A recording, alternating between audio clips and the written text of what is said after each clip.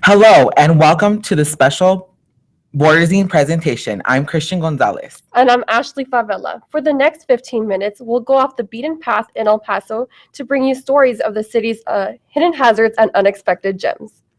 Each of the stories you'll see was produced by a UTEP student enrolled in a summer broadcasting class. We start with the potential health hazard researchers in our area are keeping an eye on.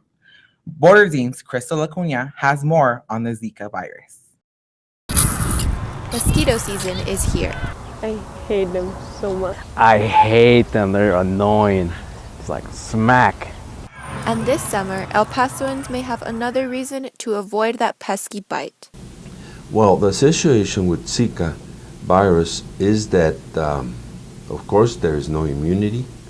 It can be transmitted by a mosquito that lives here in our community. Although no cases of Zika have been confirmed in El Paso, health officials say that its arrival is inevitable. I think the bottom line here is that if Zika virus continues to spread northward in Mexico, that it could very easily spread into the southernmost regions of the United States. The main problem, experts say, is that it can cause birth defects in unborn babies. Also can affect general population with an autoimmune disease that is called Guillain-Barré syndrome. So it has a different connotation and a different behavior from other viruses. The city of El Paso is now focused on spreading awareness and prevention. Precautions residents can take include eliminating standing water, wearing mosquito repellent, avoiding travel to infected areas, and covering exposed skin. Something you could do is wear it's kind of extreme, but I wear boots. So if you wear boots, you could also wear jeans, tuck your jeans in your boots, wear a long sleeve shirt. The Border Biomedical Research Center at UTEP is working to train vector control and surveillance staff. We have recently started a outreach program targeting elementary students, teaching elementary students about mosquito biology and how to control and prevent mosquito-transmitted viral diseases in the community. Elementary students in the El Paso area receive a coloring book like this that guides them in helping Vector Vaquero control the spread of mosquitoes like Kiko, el picador. If you are interested in a presentation, contact Watt's team via email at mosquitoes@utep.edu. For more details on Zika, click on this story on our website. Reporting for Borderzine, Crystal Acuna. You can't miss our Franklin Mountains, but if you take some time to hike or walk in them area, you may encounter some hidden creatures. Here's my story on snakes. On any afternoon at McKelligan Canyon, you'll find people riding their bike, walking, or just taking in the view. I like coming to McKelligan Canyon because of the beautiful scenery. It's a way to step away from reality for a bit and become one with nature. Natalie has been coming out here for about a year now, something experts say is pretty common. Hiking has become a very popular way to exercise and explore the beauty that the El Paso Mountains has to offer for us. Rick Lobello tells us more about what to expect when hiking. As far as dangers are concerned, snakes are not really that dangerous unless you try to pick up a rattlesnake. And most people, when they hike, they never even see things like snakes because snakes are nocturnal for the most part. Lobello shows us a rattlesnake that can be found in our area. He says El Pasoans might encounter diamondbacks like this one. If you see a snake, Lobello says, though you may be scared, stay calm. The thing you should do is leave the snake alone. Just let the snake go by. Any animal, no matter how big it is, if you corner it and if it feels like it's in danger, it's going to try to defend itself. Lobello says you're more likely to be struck by a meteor than to be bitten by a rattlesnake. In fact, he says snakes are vital to our ecosystem. And we really need all the snakes out there because mice can carry diseases that can be spread to humans, and of course they eat our food. So they're very important in maintaining the balance of nature. Diamondbacks aren't the only rattlesnakes that can be found in our area. There are 6 different kinds of rattlesnakes. Hear all about them from an expert on the UTEP campus. Just click on this story on Borderzine.com. Reporting for Borderzine, this is Christian Gonzalez. Many people in El Paso and even around the world may think weeds are a nuisance, but experts say they're wrong. Borderzine's Mariana Alonso shares their secret. Weeds like these pop up in gardens across the city. Many are prickly and even have flowers, but what you may not see is their hidden healing benefits and uses. Even weeds are very good to cure many diseases, and one of them is cancer. Some of the weeds are actually good. Some of them can be edible. Some of them can be used for different purposes. There's actually one weed that's used that's chopped up, mixed with little fine sand, and helps to make pavement. While some weeds can be eaten or used in various projects, others are beneficial to our area wildlife. Sacaton grass. People consider this big time weed because she's very invasive, but this is so essential to our deer and our wildlife that are up in the mountains. It grows everywhere. Flores adds that weeds can also help by telling us the health of our garden. Weeds mean that your soil is good, it's ready for you to plant in. Some weeds will grow in really rough terrain, but all your weeds are like plants. They need essential minerals and vitamins to be able to grow. So if they're getting that from the soil, they'll grow. Weeds kind of mean different things to different people.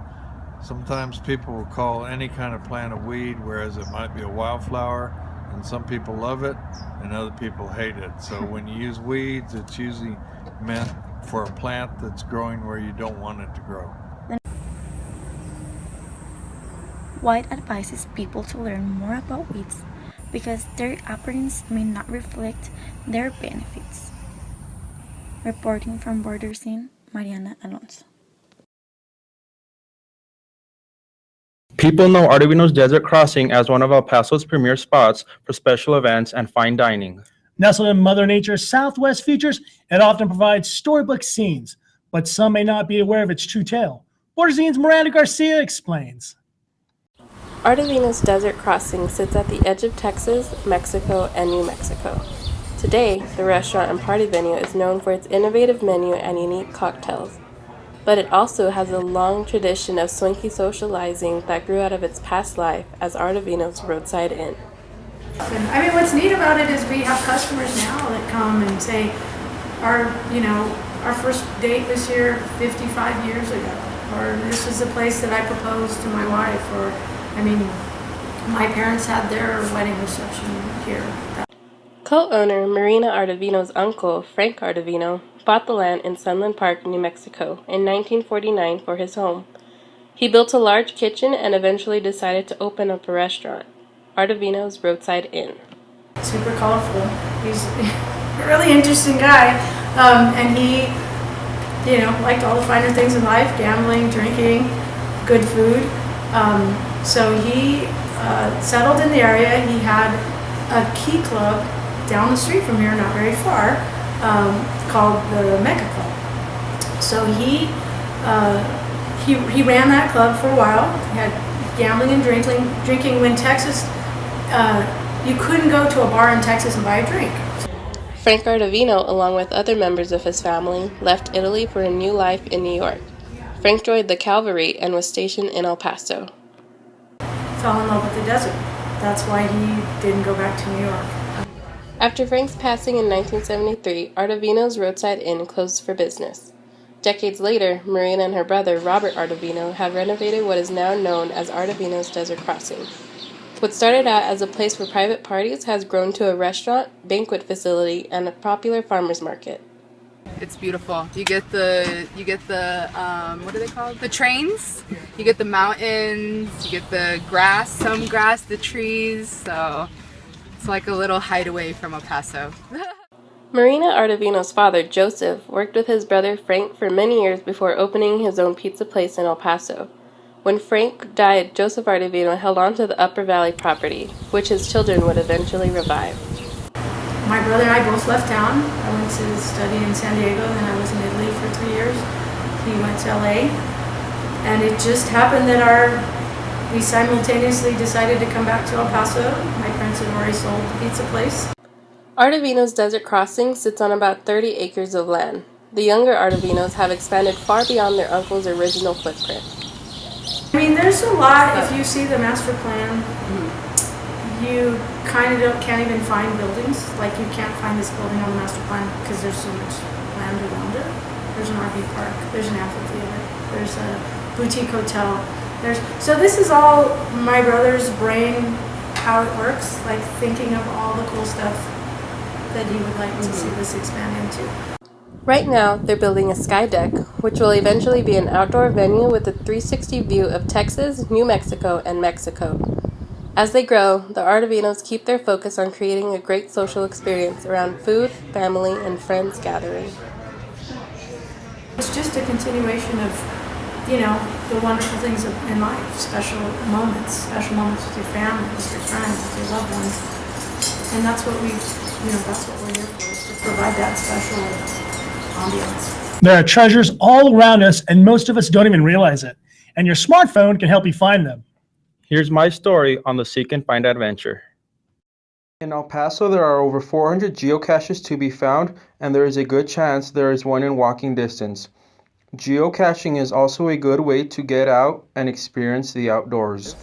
I would say it's kind of like a modern day treasure hunt. You have your GPS and you go find your treasure, and it's like you have your little map and X marks the spot, and you open it and there it is, and you get a surprise. You never know what you're going to find in it. So it's like a treasure hunt.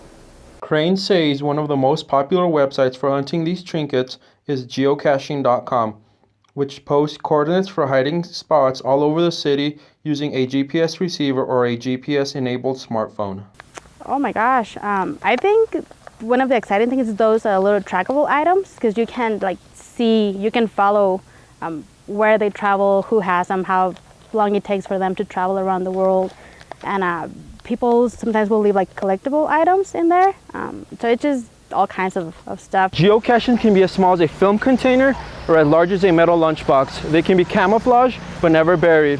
Geocaches fill these things with everyday items such as patches, buttons, and even coins. The tradition calls for every geocache you take, you leave one in exchange. Terrain, you can do a lot in the city as well.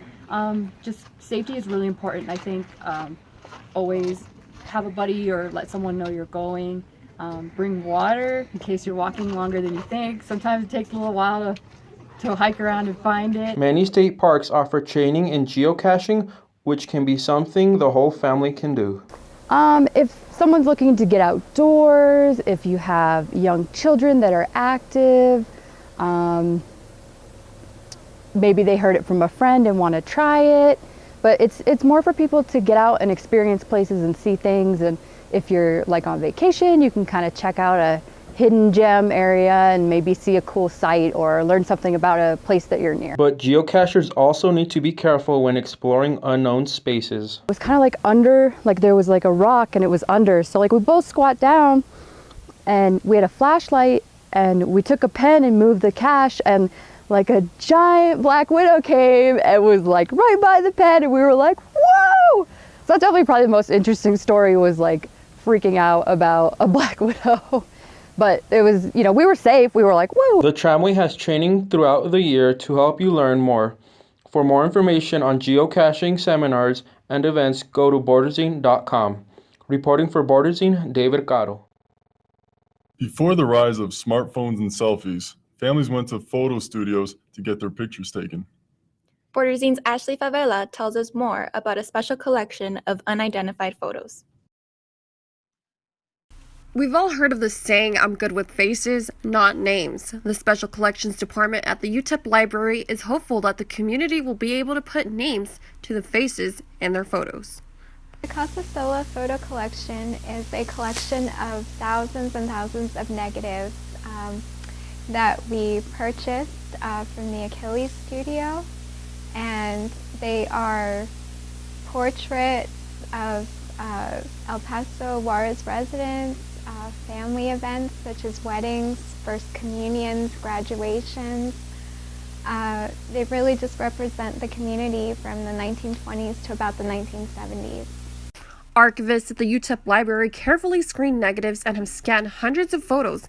Many are restored using technology, all in hopes of matching a face with a name. Photographs are such great sources for local history, and when they're unidentified, they really don't have much research value. But once they're identified, and if we can find out people's stories and information, they make them valuable sources for local history. Special Collections is getting some help in identifying the photos. Every Tuesday you can find a picture on the El Paso Times, or you can also find these pictures online. Each photo has an assigned ID number and is categorized into one of 9 categories. If you recognize someone, they ask to contact the department. There are more than 2,500 images in the collection. Since 2002, less than half have been identified. Visit the story on our website and meet one of the photographers that used to work for Mr. Casasola. For Borderzine, I'm Ashley Favela. Someone who rarely needs an introduction and is easy to identify is Willie Cager. The 1966 NCAA champion is a part of the team that broke the color barrier on the basketball court 50 years ago, and today is one of the players that continues to make a difference. Here's my story. Willie Cager is a household name here in El Paso. People know him for his role in Texas Western's 1966 NCAA basketball championship, but some may not know that his charitable foundation is still helping El Paso mold young children. I do have a foundation, yeah. Like I said, I have 32 teams on multi.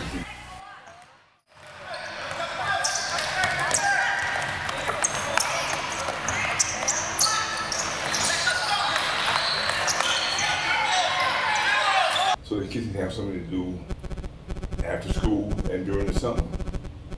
Instead of, just playing Nintendo and, whatever they do at the house.